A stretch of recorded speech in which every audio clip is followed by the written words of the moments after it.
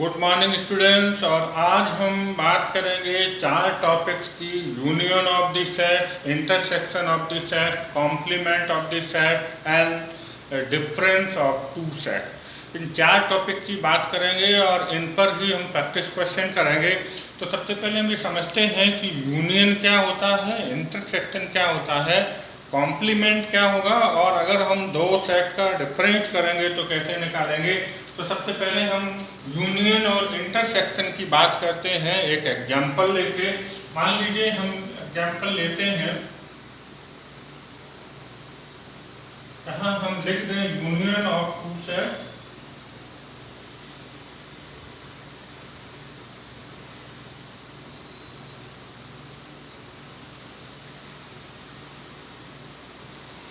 Intersection of set. चलिए हम इन दोनों को एग्जाम्पल्स लेके समझते हैं। मान लीजिए हम यहाँ एग्जाम्पल है A इक्वल टू 1 2 3 4 5 और B हमने लिया है 2 4 6 8। ये हमने दो सेट ले लिए। सबसे पहले हम बात करेंगे यूनियन की, यूनियन ऑफ टू सेट। तो हम दो सेट के यूनियन को ए यूनियन बी, ये यूनियन का साइन होता है यू टाइप का, इससे रिप्रेजेंट करते हैं। और जैसा कि वर्ड है यूनियन, यूनियन का मतलब होता है जोड़ना, सबको एक साथ रखना। तो यहाँ पर हम ए यूनियन बी में ए और बी के सारे एलिमेंट्स आ जाएंगे, लेकिन अगर जो एलिमेंट दोनों सेट में हैं वो दो बार नहीं लिखे जाएंगे, वो एक बार ही लिखा जाएगा। तो इसको सॉल्व करने का सबसे अच्छा तरीका है कि ए में जो एलिमेंट्स हैं सबसे पहले आप वो लिख दीजिएगा। तो हम लिख दें 1 2 3 4 5। इतना लिखने के बाद अब बी के हम एलिमेंट देखेंगे। जो एलिमेंट्स हम ऑलरेडी नोट कर चुके हैं उनको नहीं लिखेंगे, बाकी लिख दें। तो 2 हमने लिख लिया है, 4 हमने लिख लिया है। तो अब हम बात करें 6 एंड 8। तो इस तरीके से बच्चों ये आपका ए यूनियन बी निकल आता है। अब हम बात करें A intersection B. Union U आपका ऊपर की तरफ बनता है, इसको नीचे की तरफ कर दें तो रिप्रेजेंट होगा ए इंटरसेक्शन बी। और इंटरसेक्शन में बच्चों क्या होता है, जो एलिमेंट दोनों सेट में कॉमन होते हैं वो इंटरसेक्शन में आ जाते हैं। तो यहाँ देखना पड़ेगा कि दोनों जगह कौन कौन से एलिमेंट रखे हैं। जैसे हम कहें 2 दोनों जगह है और 4 दोनों जगह है, तो इनका जो इंटरसेक्शन हो जाएगा वो हो जाएगा 2, 4। तो इस तरीके से बच्चों हम ए यूनियन बी और ए इंटरसेक्शन बी निकाल लेते हैं। चलिए हम बात करें डिफरेंस ऑफ द सेट की और उसके बाद कॉम्प्लीमेंट ऑफ द सेट। मान लीजिए हम यही दो सेट ले लेते हैं और डिफरेंस ऑफ टू सेट की बात करें।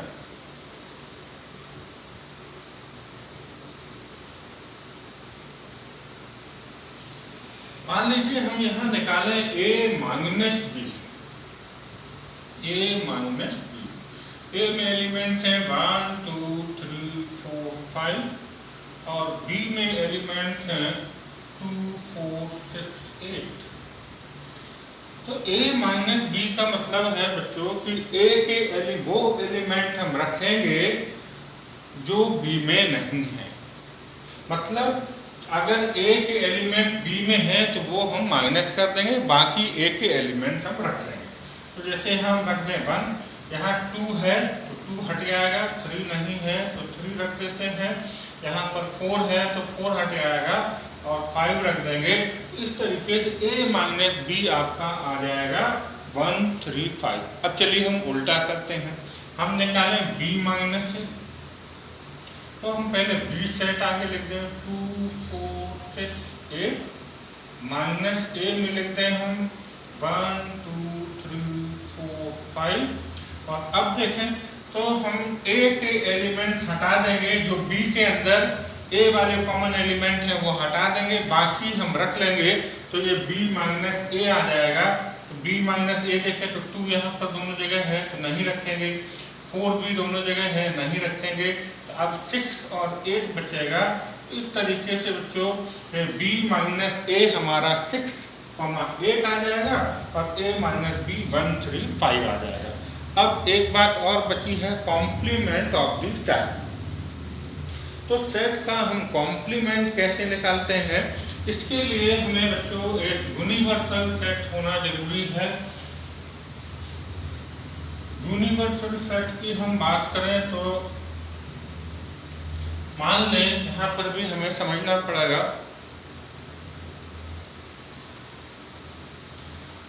हम बात करने वाले हैं कॉम्प्लीमेंट ऑफ द सेट।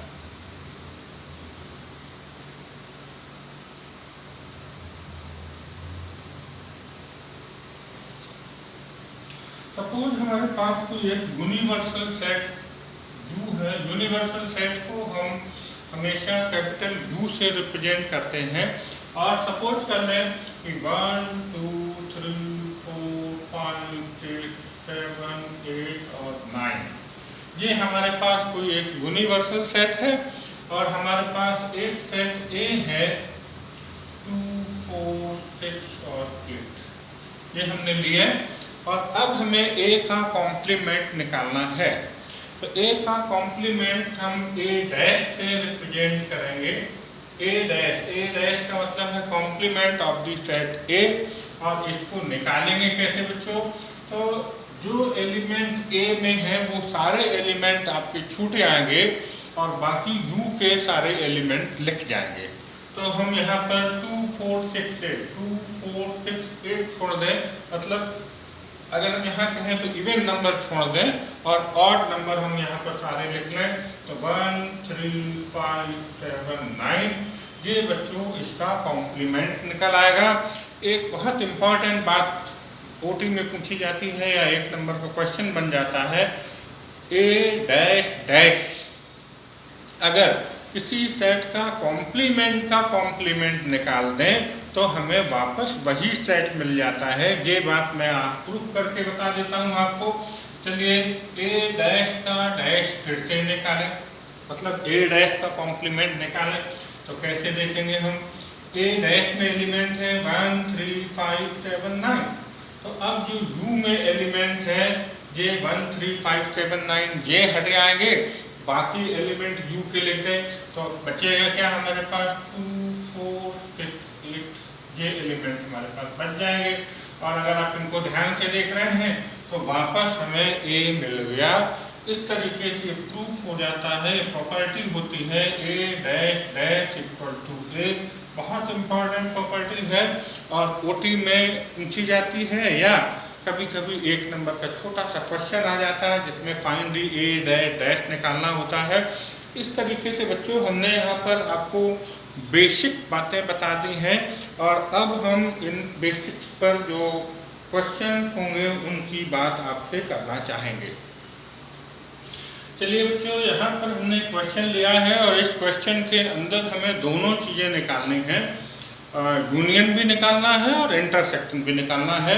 एक क्वेश्चन के लिए हमें दोनों चीज़ें करनी है। तो देखिए जरा, फर्स्ट क्वेश्चन में हम अगर A यूनियन B निकालें पहले तो A यूनियन B आ जाएगा। सबसे पहला काम हम क्या करें, A के सारे एलिमेंट लिख लें तो A, E, I, O, U।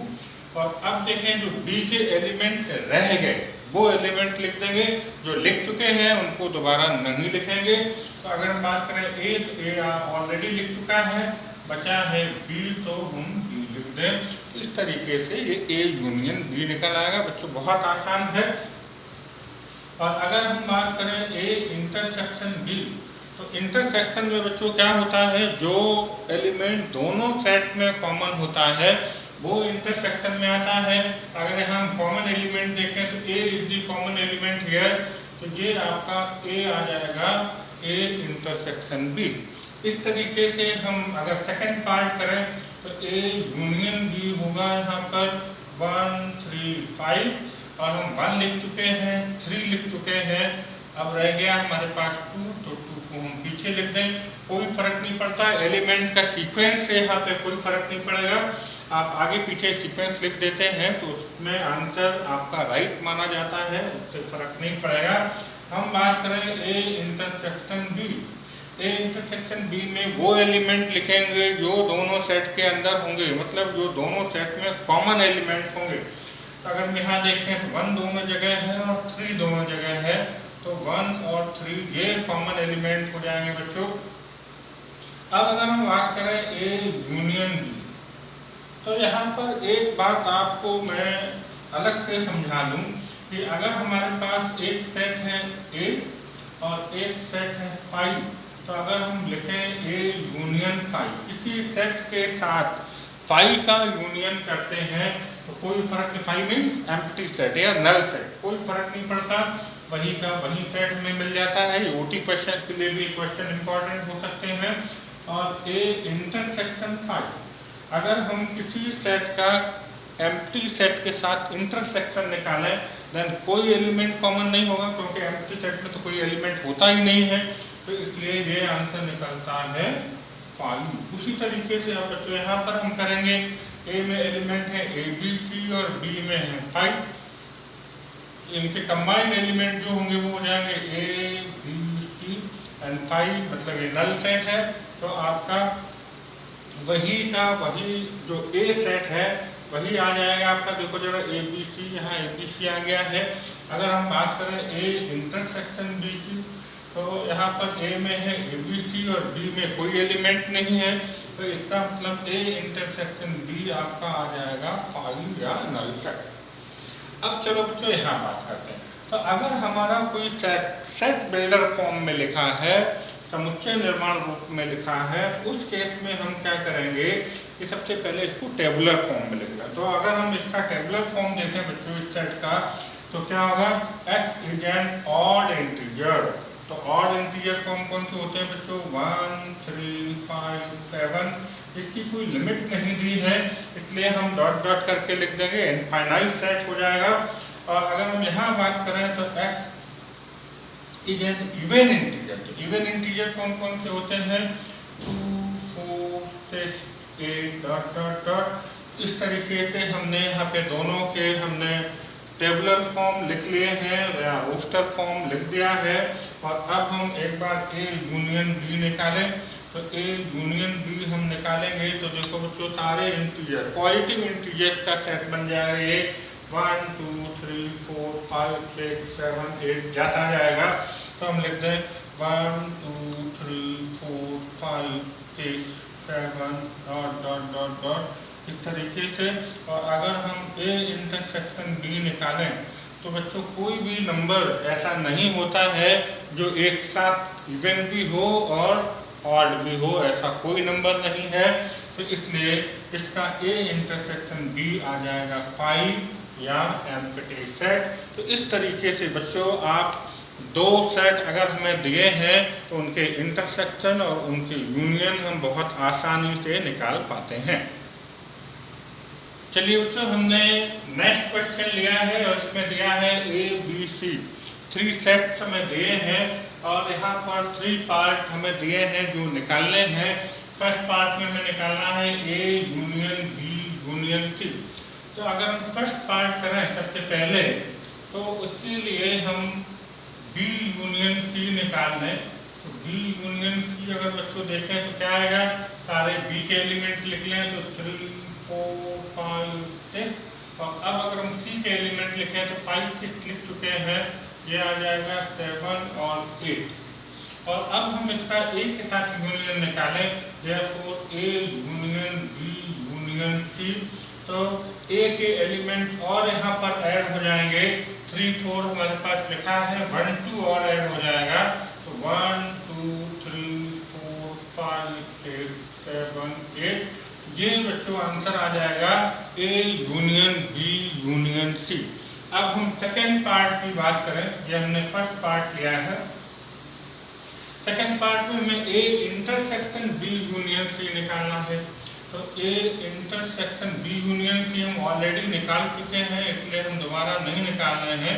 तो ए हमारे पास है 1 2 3 4 और इंटरसेक्शन बी यूनियन सी हमने लिख लिया है 3 4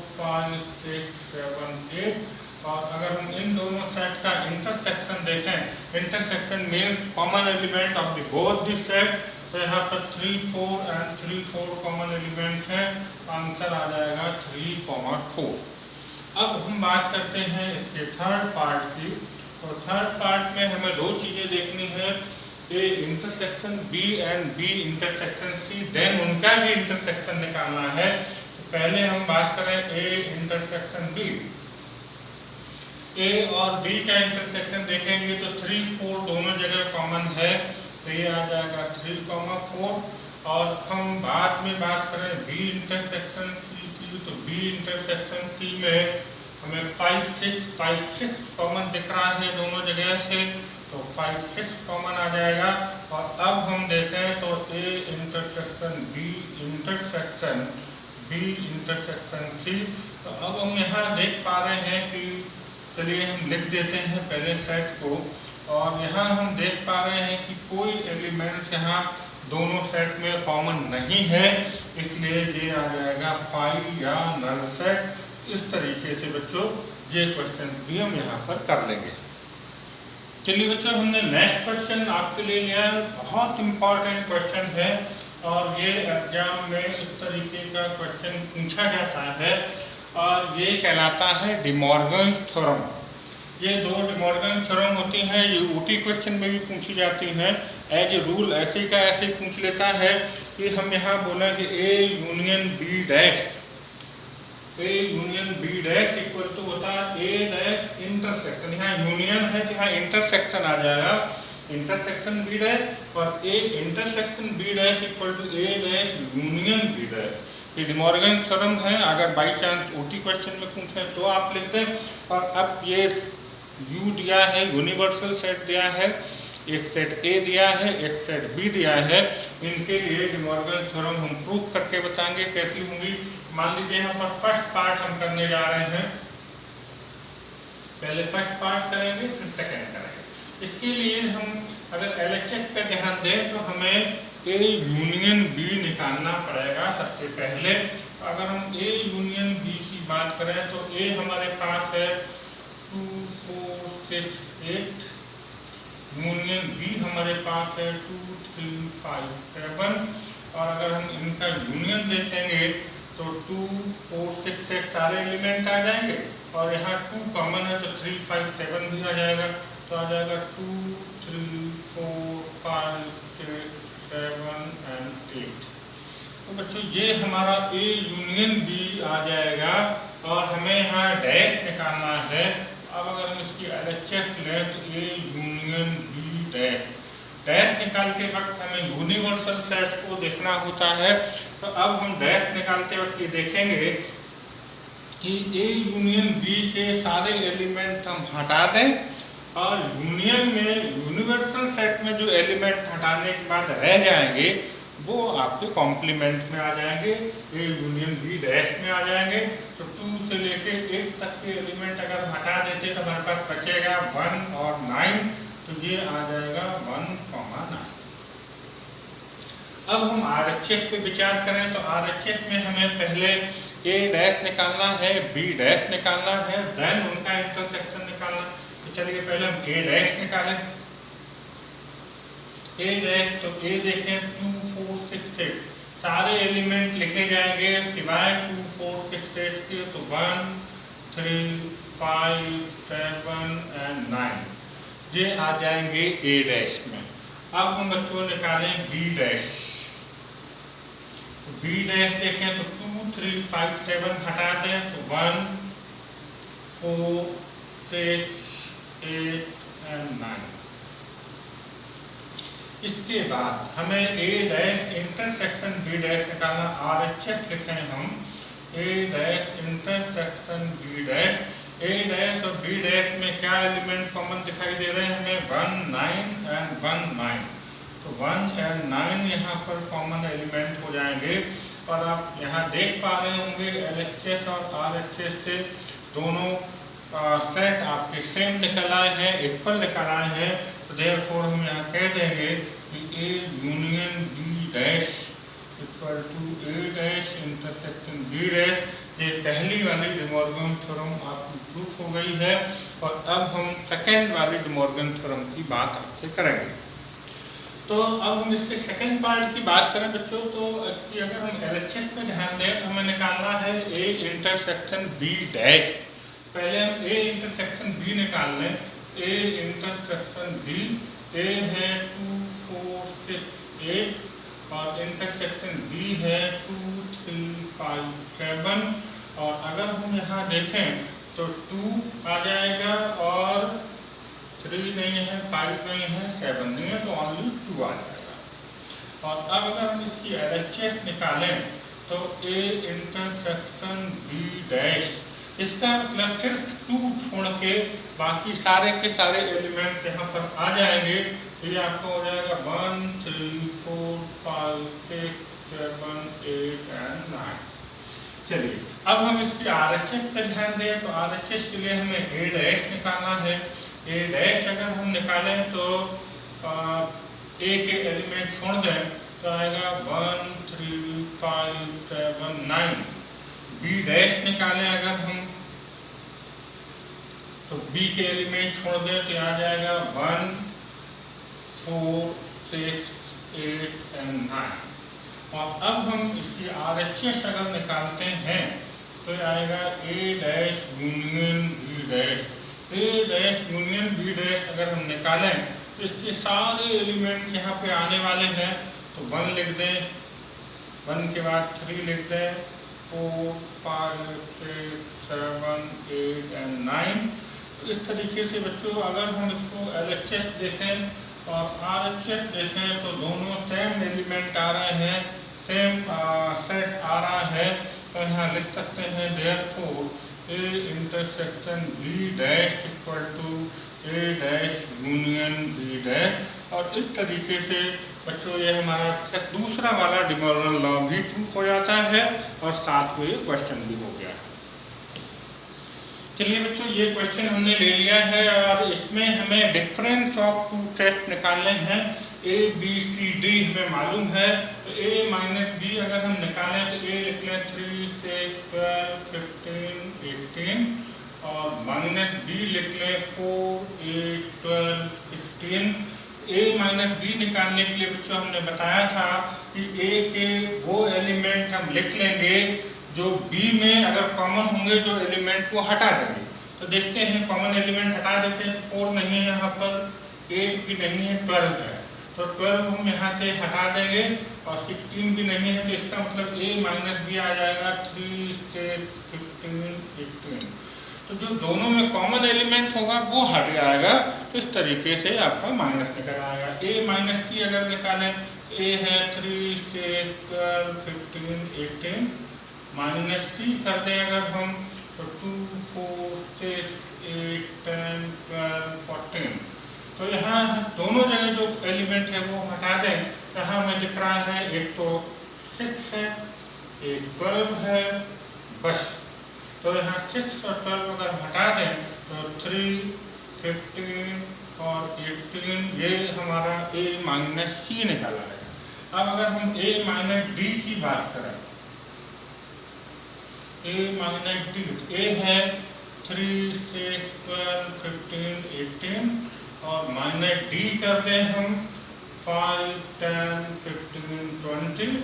तो हम देखें कॉमन एलिमेंट कौन से हैं तो यहाँ पर हमें 15 कॉमन दिखाई दे रहा है।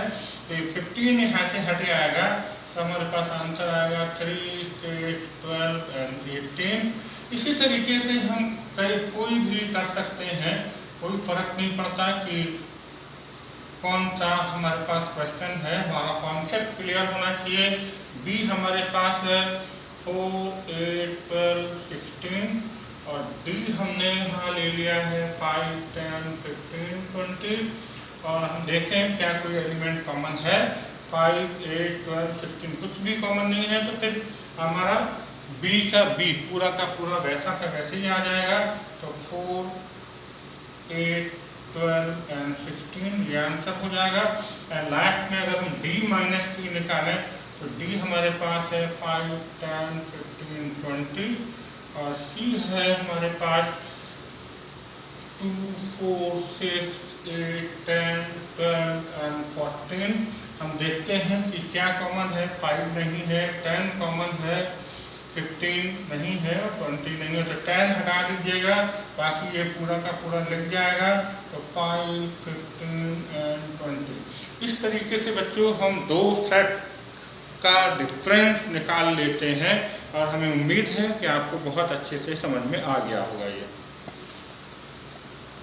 चलिए बच्चों, ये भी आपका NCERT क्वेश्चन है और हम इसको अगर करें तो बहुत आसान है। कॉन्सेप्ट आपको पहले से ही सारे मालूम है।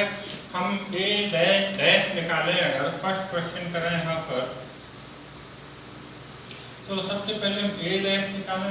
A डैश का मतलब होगा कि हम 1 2 3 4 एक एलिमेंट छोड़ के बाकी U के सारे एलिमेंट लिख लें। 1 2 3 4 छोड़ दें तो हमारे पास आएगा 5 6 7 8 एंड 9। और हमें A डैश डैश निकालना है, तो इसका एक बार फिर से कॉम्प्लीमेंट निकाल लें हम। A डैश डैश और 5 6 7 8 9 हम छोड़ दें यहाँ से, तो हमारे पास क्या बचेगा 1 2 3 4। और हम देख पा रहे होंगे कि वापस हमें वही सेट A मिल गया होगा 1 2 3 4। अगर ये कभी ऐसे प्रूफ करने के लिए आता है कि proof that A dash dash equal to A, तो आप इसको प्रूफ कर सकते हैं। यहाँ पर सेकंड पार्ट है बच्चों हमारे पास। ये फर्स्ट पार्ट हो गया A इंटरसेक्शन C डैश। तो सबसे पहले हम निकालें A इंटरसेक्शन C। A और C का हम इंटरसेक्शन निकालेंगे 1 2 3 4 और C हमारे पास है 3 4 5 6। इनके कॉमन एलिमेंट इंटरसेक्शन में आ जाते हैं, तो 3 और 4 हमें कॉमन दिखाई दे रहा है 3 4। और बच्चों इनका हमें कॉम्प्लीमेंट निकालना है, तो इसका मतलब 3 और यूनियन में से कॉम्प्लीमेंट देखते हैं। तो 3 और 4 एलिमेंट हटा देंगे, बाकी हमारे पास डैश में सारे आ जाएंगे। तो 1 2 5 6 7 8 एंड 9। इस तरीके से बच्चों हम ये A इंटरसेक्शन C डैश निकालेंगे। अगर हम थर्ड पार्ट की बात करें तो हमें सबसे पहले B माइनस C निकालना होगा। B है 2 4 6 8 और C है 3 4 5 6। तो हम ये देखें कि कॉमन क्या है। 6 कॉमन है, 4 कॉमन है, तो बाकी क्या बचा, बाकी यहाँ पर बच गया 2 and 8। और अब हमें इसका भी डैश निकालना है, कॉम्प्लीमेंट निकालना है। तो हम इसको लिख दें, तो इसका मतलब U में से 2 और 8 छोड़ दें, बाकी लिख दें 1 3 4 5 6 7 8 छोड़ दें 9। इस तरीके से बच्चों हम ये क्वेश्चन भी कर लेंगे। और अब हम बात करते हैं कि डिसजॉइंट सेट क्या होते हैं उनकी और उनके क्वेश्चन। चलिए बच्चों, यहाँ पर क्वेश्चन है कि which of the following pair are disjoint set. तो सबसे पहले हम डिसजॉइंट सेट आपको डिफाइन कर दें। Two set A and B are set to be disjoint if A intersection B equal to 5। दो सेट आपके डिसजॉइंट सेट कहलाते हैं अगर हम उन दोनों का इंटरसेक्शन निकालें और 5 मिले, नल सेट मिले, तो डिसजॉइंट। डिसजॉइंट का मतलब कुछ भी कॉमन नहीं। चलिए हम देख लेते हैं। अगर यहाँ पर हम बात करें, ये सेट A कह दें और ये सेट B कह दें, तो अगर हम इनका इंटरसेक्शन निकालें दोनों सेट का, तो A intersection B A E I O U intersection C D E F। तो अगर यहाँ 5 निकलेगा तो डिसजॉइंट होंगे और कुछ भी निकलता है तो नॉट डिसजॉइंट होंगे। तो यहाँ पर E हमें कॉमन दिखाई दे रहा है, तो इसका मतलब these set are not disjoint।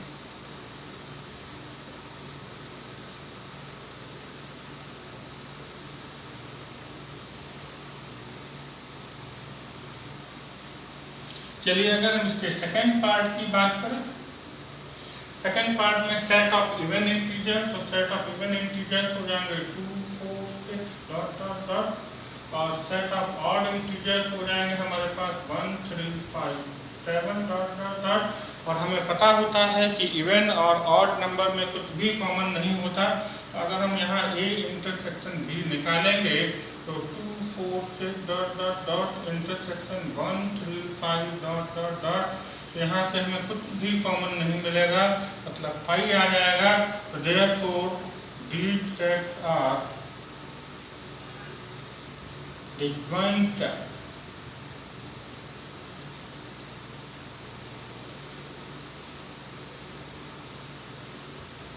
अगर हम थर्ड नंबर क्वेश्चन की यहाँ बात करें तो A 1 2 3 दिया है, B अगर हम देखें ये नेचुरल नंबर है, लाइट बिटवीन 3 and 5 हो जाएगा 3 4 5। और अब अगर हम इसका इंटरसेक्शन निकालें तो A इंटरसेक्शन B 1 2 3 और इंटरसेक्शन B करें तो 3 4 5। यहाँ हम देख रहे हैं कि 3 कॉमन है तो 3 आ जाएगा, इसका मतलब ये डिस्जॉइंट सेट नहीं है।